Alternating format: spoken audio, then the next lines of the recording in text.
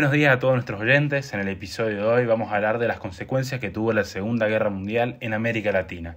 Una de las consecuencias más notorias es sin duda el factor ideológico y cómo este se va transformando desde incluso antes que empiece la guerra hasta la posguerra. En los 30, producto de la crisis social y económica en Europa, empiezan a surgir distintas corrientes de pensamiento de corte nacionalista en Italia y en Alemania.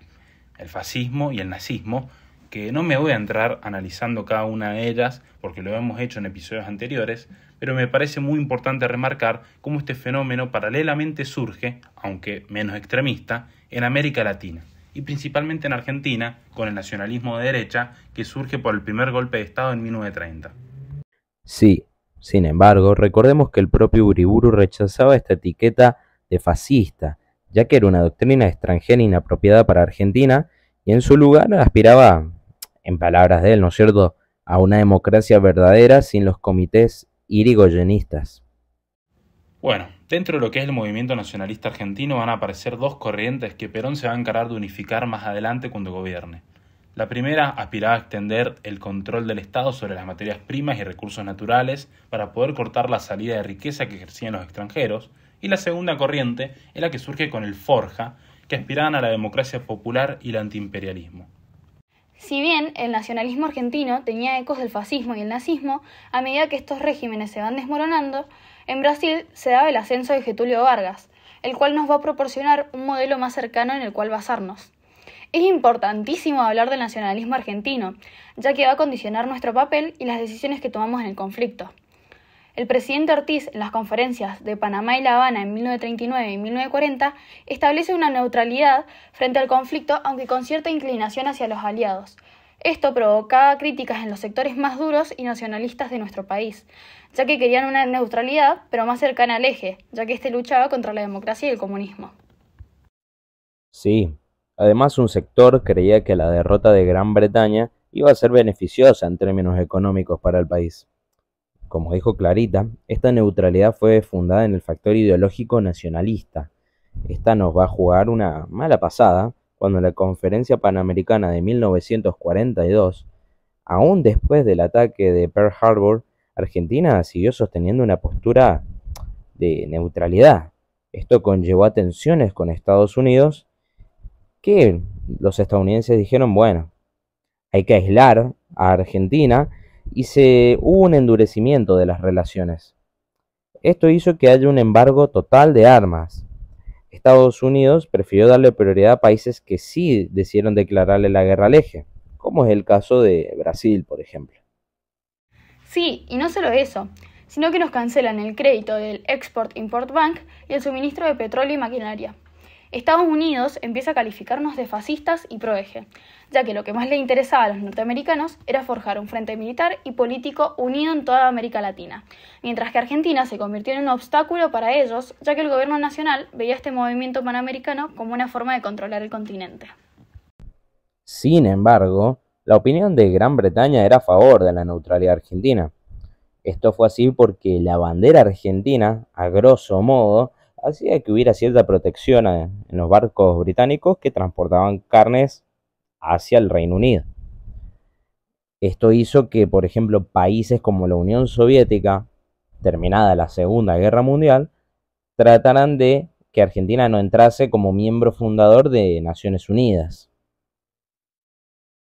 Retomando con lo anterior, la presión norteamericana aumentó, coordinando con los demás países latinoamericanos un bloqueo político y económico a la Argentina. Pero va a ser el caso de Helmut lo que lleva a tensiones muy fuertes con Estados Unidos y que termina con la presencia de Ramírez. Exacto, cuando el régimen nacionalista, en vista de que habíamos perdido el abastecimiento de armas con Estados Unidos, intentó avanzar por la creación de una industria armamentística e intentamos comprarle armas a los nazis. Esto terminó muy mal, ya que Helmut, el agente secreto del presidente Ramírez, fue descubierto y detenido por los británicos y el Departamento de los Estados Unidos infraganti. Este caso lo usaron los estadounidenses para obligar a Ramírez a romper las relaciones con el eje el 26 de enero de 1944. Perdón, ¿pero esto no es lo que llevó a la dimisión de Ramírez en febrero del mismo año? Así es, igual, de todas maneras, el régimen no se vio afectado en lo absoluto. Sí, igual no confundamos, porque la declaración de guerra por parte de Argentina al eje no se va a dar hasta marzo del 45 con el Acta de Chapultepec, que además prometía la cooperación interamericana en la defensa y el comercio mutuo. Ahora, lo que yo no entiendo es por qué el gobierno de Farrell tomó esa decisión tan contradictoria a las políticas que habíamos estado teniendo durante toda la guerra. Mirá, esta declaración de guerra fue simbólica, porque no participamos ni en lo más mínimo, pero este gesto se hizo para que Argentina fuera admitida en las Naciones Unidas y pudiéramos establecer que las relaciones con Estados Unidos a partir de entonces iban a cambiar. Sí, pero en realidad no fue tan así, porque aun cuando se normalizaron las relaciones en 1947, el hostigamiento económico por parte de Estados Unidos siguió de forma encubierta a través de la Economic Cooperation Administration, o sea, la ECA. Este poderoso organismo era el que estaba encargado de distribuir los fondos del Plan Marshall a sus beneficiarios europeos. Básicamente, desalentó totalmente las compras de alimentos argentinos, mientras que fomentaba la de nuestros competidores. Otro tema importante para entender mejor las consecuencias que dejó la Segunda Guerra Mundial, principalmente económicas, es la política de la buena vecindad, una política que buscaba una nueva relación con los países latinoamericanos de parte de Estados Unidos, basándose en la diplomacia y la negociación, en vez de la intervención directa frente a la falta de un acuerdo. Durante la guerra, el gobierno y las empresas norteamericanas aprovecharon la debilidad del comercio latinoamericano con Europa para aumentar su influencia en el continente. La influencia económica que tuvo la política de los Estados Unidos se va a expresar mejor con la creación de la Organización de los Estados Americanos en 1948, creando una instancia de relación entre los diferentes estados nacionales donde Estados Unidos hizo sentir su presión. Déjame agregar algo. Esta política no significaba que la presión política directa dejase de emplearse como tal. Se ejerce muy abiertamente en Cuba, por ejemplo, y a partir de 1941 sobre aquellos países que se negaban a declararle la guerra al eje, como es nuestro caso. Esta política renunció a la intervención directa y unilateral, buscando vigorizar los organismos panamericanos, transformándolos en instrumentos principales de la política hemisférica de los Estados Unidos. Esta política buscaba crear un panamericanismo que aprovechaba a Estados Unidos tanto política como económicamente, en vistas de que el concierto europeo se estaba desestabilizando. Sin embargo, este panamericanismo, como sabemos, se lo pusieron a aquellos países que estaban ligados a metrópolis europeas, como en el caso argentino, donde los líderes del momento se creen apoyar en el prestigio del eje y del Imperio Británico. Este mecanismo panamericano empezó a funcionar solo después del ataque de Pearl Harbor, ya que antes había una clara intención de neutralidad por parte de los países que a Estados Unidos obviamente no les servía. Podemos decir entonces que la guerra sirvió para recomponer el sistema panamericano y que todos aquellos países que siguieron a Estados Unidos y le declararon la guerra al eje, como Centroamérica, México y Brasil, se vieron enormemente beneficiados, explotando política y económicamente su relación con Estados Unidos. El panamericanismo que buscaba Estados Unidos siguió más consolidado cuando Argentina, luego del episodio de desprestigio que mencionó Nahuel anteriormente, le declara la guerra al eje. De esta manera, Argentina, al reintegrarse a los organismos panamericanos, se aseguraba una unanimidad, por lo menos formal, en el apoyo a una profunda modificación del mismo, en vistas a que la guerra había convertido a Estados Unidos en la primera potencia económica y militar del mundo. Claro, pero como vos decís fue solo formal, ya que cuando gobernaba el peronismo la política exterior cambió y Argentina se volvió a convertir en un disidente de lo que proclamaban los Estados Unidos, tal como pasó con Guatemala, por ejemplo. En esta nueva etapa que comienza, Argentina toma distancia con respecto a los Estados Unidos, ya que se confirmó una política de tercera posición. En mismas palabras de Perón, no había que ser ni capitalista ni socialista, había que ser justicialista. Igual hay otro tema que está muy interesante, que es el de Venezuela. Venezuela se encontró en muy buenos términos para tener una mayor participación en lo que fueron las compañías petroleras estadounidenses, aunque tuvo una política un poco más conservadora con respecto a las organizaciones intergubernamentales, ya que consideraban que éstas se entrometían demasiado en la política nacional. La preocupación que tuvo Venezuela mayormente fue por la defensa del hemisferio, y esto hizo que se reforzaran sus vínculos con Estados Unidos. Incluso antes del ataque de Pearl Harbor, Venezuela ya había roto relaciones con el eje, pero seguía siendo neutral para evitar ataques por parte de los alemanes. Sin embargo, ocurrió lo que tanto temían, ya que submarinos alemanes hundieron barcos petroleros venezolanos, llevando a que finalmente el país declare la guerra al eje y así también asegurarse de tener derecho a participar como miembro fundador de Naciones Unidas. Para seguir dando ejemplos, las relaciones entre Estados Unidos y México crecieron exponencialmente debido a la política de la buena vecindad y el rol que decidió tener el gobierno mexicano en la Segunda Guerra Mundial. Cárdenas condenó por todos lados a los nazis, ya que desde el primer momento su ideología estaba decidida a combatir el fascismo. Otra de las consecuencias directas de la Segunda Guerra Mundial, que a su vez se vio propulsado por la política de la buena vecindad, es sin duda la transformación económica que vivió el continente, llevando un crecimiento industrial que sentó las bases para el largo plazo. La Segunda Guerra Mundial, como sabemos, fue un catalizador inesperado para la transformación económica. Mientras el conflicto hacía estragos en Europa y en Asia, América Latina aprovechaba las oportunidades que esto generaba, como por ejemplo sectores como el textil y la metalurgia, experimentaron este crecimiento. Al no poder disponer de productos importados, se recurrió a las industrias locales para satisfacer la demanda interna, estimulando la producción y la fabricación de manera local. Y esta nueva situación va a ampliar aún más el papel del Estado en la orientación y control de la economía. Mientras dura la guerra, no se impide que las industrias de los países mayores de América Latina no solo conquisten el mercado interno, sino que avanzan sobre el de la exportación, convirtiéndolos en proveedores de recursos y productos a aquellos países que en vistas de que no podían comerciar con Europa, tuvieron que cambiar sus socios comerciales. Los países que se van a ver beneficiados por este fenómeno son principalmente Brasil y México, y en una menor medida Argentina. Otra de las consecuencias directas de la Segunda Guerra Mundial, que a su vez se vio propulsado por la política de la buena vecindad, es sin duda la transformación económica que vivió el continente, llevando un crecimiento industrial que sentó las bases para el largo plazo. La Segunda Guerra Mundial, como sabemos, fue un catalizador inesperado para la transformación económica. Mientras el conflicto hacía estragos en Europa y en Asia, América Latina aprovechaba las oportunidades que esto generaba, como por ejemplo sectores como el textil y la metalurgia, experimentaron este crecimiento. Al no poder disponer de productos importados, se recurrió a las industrias locales para satisfacer la demanda interna, estimulando la producción y la fabricación de manera local.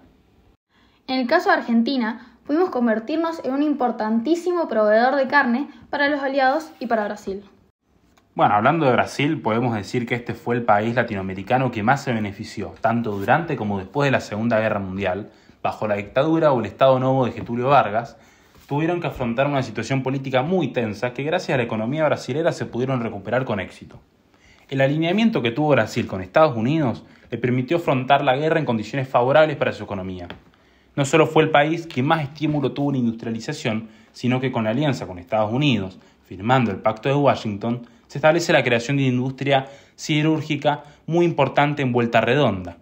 Esta sirvió para abastecer de acero a los aliados, además de la creación de otras industrias que ayudaban de forma bélica a los aliados, como el equipamiento militar que les proporcionaba Brasil. Además de que Brasil fue sin duda un país clave en el apoyo a la causa aliada. Sí, aparte no nos olvidemos que fue solo Brasil y México los países del continente que enviaron tropas a la guerra, al menos de manera activa. Más allá del comercio, el impacto de la guerra se extendió a la inversión extranjera. Con Europa en crisis y el crecimiento que estaba mostrando América Latina, Estados Unidos aumentó considerablemente sus inversiones en la región y la otorgación de créditos como el Import-Export Bank. Las inversiones empezaron a diversificarse como la modernización de las infraestructuras de los países latinos.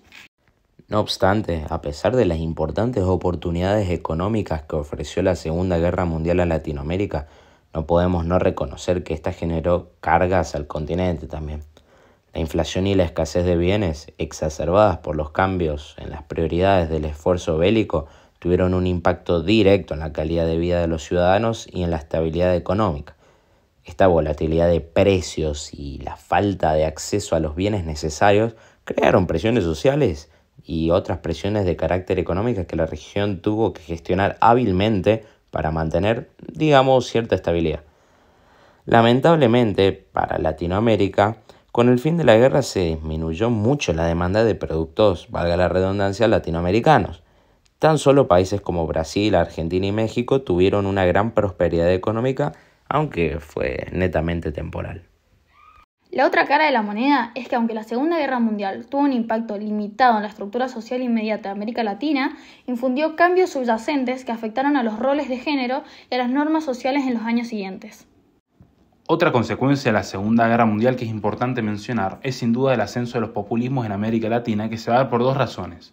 En primer lugar, los populismos van a desarrollar, de acuerdo a las características de cada país, por supuesto, el modelo del Estado benefactor iniciado por Franklin Delano Roosevelt con el New Deal. Este modelo proponía integrar al obrero al sistema como un consumidor productor, elevando el nivel de los salarios para aumentar la demanda y mejorando la calidad de vida de los sectores populares a través del enorme crecimiento del gasto público.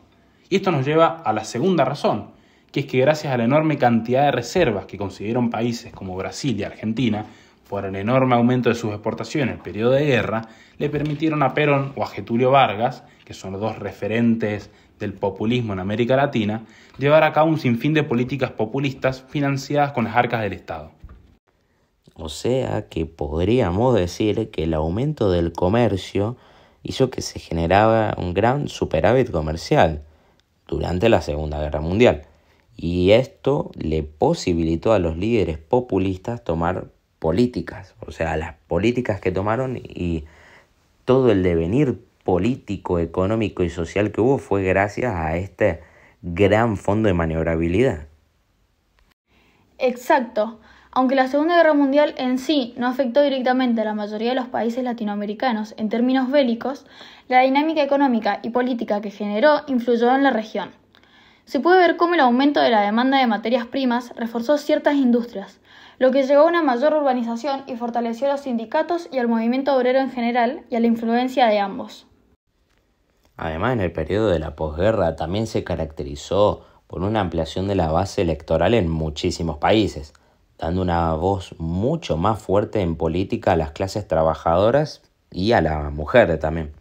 Como mencionamos anteriormente, es mediante estos dos actores que se va a ver marcada la evolución del factor ideológico. Estos regímenes autoritarios a menudo se justificaban alegando que debían mantener el orden y la estabilidad frente a la amenaza que percibían del comunismo u otras formas de radicalismo de izquierdas. Estos gobiernos, como los de Vargas o Perón, van a consolidar los valores del nacionalismo aplicando políticas populistas para ganarse el apoyo de las masas, al mismo tiempo que suprimían a la oposición política. Con respecto a la posguerra, surge la incógnita de cómo se iban a aprovechar las oportunidades que se generaron en el conflicto en este nuevo panorama mundial. Por supuesto que lo más obvio era continuar con este proceso industrializador que los había estado favoreciendo. Sin embargo, aunque este sector industrial se haya expandido, todavía seguía siendo muy frágil ya que se había dado bajo la protección del aislamiento de la guerra. Como bien dijiste, Nahuel, una manera de corregir esas fallas y seguir avanzando sobre bases más sólidas era contar con el excedente de reservas acumulado y aprovechar la prosperidad futura del sector exportador, asegurado por el aumento de la demanda de una Europa que tenía hambre y tenía que reconstruirse.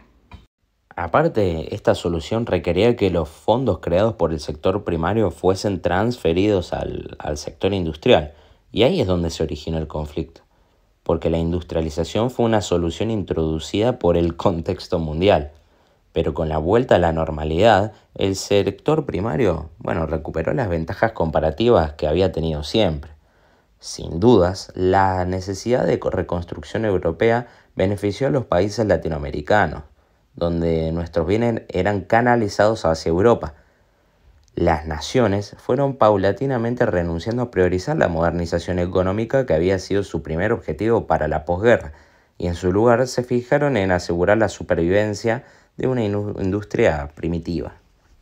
Esta evolución se vio reflejada por un grupo que buscaba crear una conciencia colectiva de los problemas económicos que afrontaba Latinoamérica, mediante un análisis persuasivo de los mecanismos que los perpetuaban convirtiéndose en voceros de esa nueva conciencia en el Foro Mundial. Así es, y así surge la CEPAL, que proclamaba que las soluciones keynesianas adecuadas para salvar del conflicto economías maduras no funcionaban ni funcionarían en las economías latinoamericanas, y la única manera de alcanzar la madurez económica que se necesitaba era mediante el desarrollismo. Un desarrollismo que tan solo México y Brasil, beneficiados por las políticas de Estados Unidos que ya mencionamos, van a poder consolidarlo con más éxito que el resto de naciones. Por otro lado, se le suma una problemática social, que es el crecimiento demográfico. La velocidad con la que empieza a crecer la urbanización y la única solución para esto era alcanzar la plena madurez económica. Esto permitiría niveles de vida que tenían los países centrales, pero mientras se redefinían los términos en que se planteaba el conflicto social, pasó mucho tiempo. Aparte, la inmigración que tuvo Latinoamérica durante el conflicto fue exacerbadamente alta. Esa redefinición es favorecida por el contexto mundial en que avanza la experiencia latinoamericana en posguerra, abriendo paso a la Guerra Fría, que lleva una transformación del contexto donde Estados Unidos es la primer potencia del hemisferio y concentra todo el poder económico y militar que va a ser usado para luchar contra una amenaza externa. Me refiero al comunismo, por supuesto, que ya venía avisando del problema que éste generaba, donde Estados Unidos va a definir a la actividad comunista en el sistema panamericano como una intervención en los asuntos internos y que la instalación de un régimen comunista en cualquier estado americano introducía una amenaza y había que tomar medidas contra él. Esta nueva lucha le servía a Estados Unidos como un instrumento para la hegemonía continental que ya venía teniendo años atrás. Es en este contexto en donde surge la Alianza para el Progreso, una iniciativa de cooperación internacional que tiene el objetivo de fomentar el desarrollo económico y social en la región que comentábamos recién. Al mismo tiempo que buscaba contrarrestar la influencia del comunismo que estaba ganando cada vez más popularidad en el hemisferio. Podemos ver un paralelismo claro con lo que fue la política de la buena vecindad, donde ambas se van a basar en el interés de Estados Unidos de mantener su influencia en América Latina sin recurrir a una intervención directa. Para cerrar, yo creo que hay que enumerar las principales consecuencias y listo. Primero, las de carácter económico, es que hubo un excedente muy grande en los países de Latinoamérica producto de la gran demanda de los bienes. Luego, el acercamiento con Estados Unidos gracias a la política de la buena vecindad. Después, el ascenso ideológico de algunos nacionalismos, producto de las ideas del fascismo, por ejemplo, y la gran cantidad de migrantes que hubo en Latinoamérica. Eso también es otro dato a tener en cuenta. Sin nada más que agregar y muchas gracias.